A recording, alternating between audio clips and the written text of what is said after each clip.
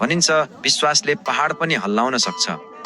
तर यदि तपाईँ त्यो विश्वासको पराकाष्ठा देख्न चाहनुहुन्छ भने आउनुहोस् ताप्लेजुङको यो अग्लो चुचुरोमा, जहाँ बादलहरू देवीको पाउ पखाल्न आफै झुक्छन्। समुद्री सतहबाट 3794 मिटरको उचाइ, काँधमा हिमालको सेतो खास्टो अनि मनमा अटल श्रद्धा। उहाँ केवल एउटा भूगोल मात्र होइनन्, उनी त हजारौं भक्तहरूको भरोसाको केन्द्र हुन्। पाथिभरा माता, कठिन उकालो, चिसो सिरेटो र थाकेका खुट्टाहरू।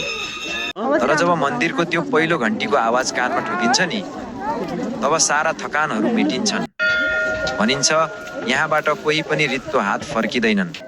जसले जे माग्यो माताले त्यही पुर्याउँछिन्। प्रकृति र अध्यात्मको यो सुन्दर सङ्गम, जहाँ पुगेपछि लाग्छ स्वर्ग यदि कतै छ भने सायद यही छ। एक पटक पुग्नै पर्ने, एक पटक देख्नै पर्ने हाम्री पाथिभरा माता। जय पाथिभरा माता।